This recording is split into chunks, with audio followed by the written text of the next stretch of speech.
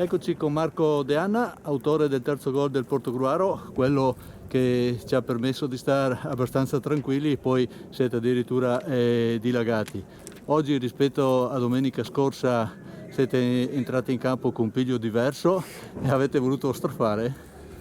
Sì, abbiamo parlato in settimana, visto come è andata anche la partita scorsa e avevamo detto che dovevamo partire diversamente e siamo partiti diversamente.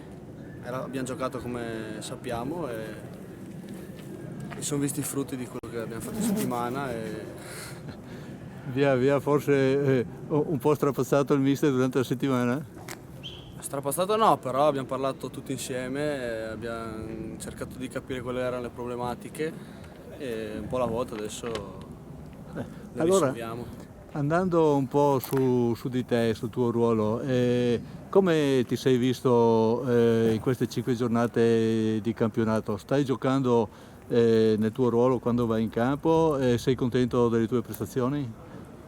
Abbastanza, dai, oggi meglio che mi ha messo dietro a Dennis come ero abituato con lui e comunque tocco più palloni e sono più dentro il gioco, quindi da esterno magari anche la volta scorsa palle lunghe, io sono un anno quindi non è che... Però oggi beh, mi sono Sei divertito. proprio piccolino, insomma.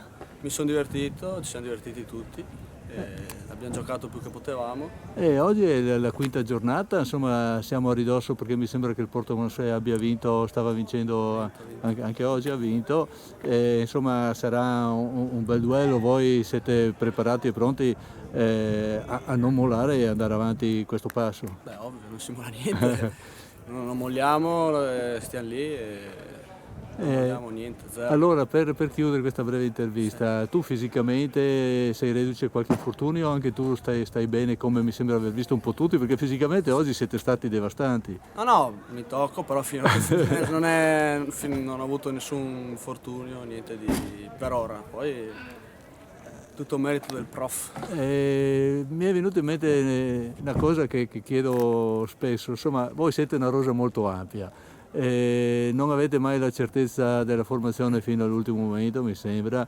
Questo ti pesa un po' o è da stimolo per far bene e prendersi il posto? No, ovviamente da stimolo per far bene in allenamento, migliorarmi sempre di più, dare sempre tutto per poi giocare la domenica. Bene, allora io direi che possiamo chiudere qua, grazie a Marco e alla prossima. Grazie a voi.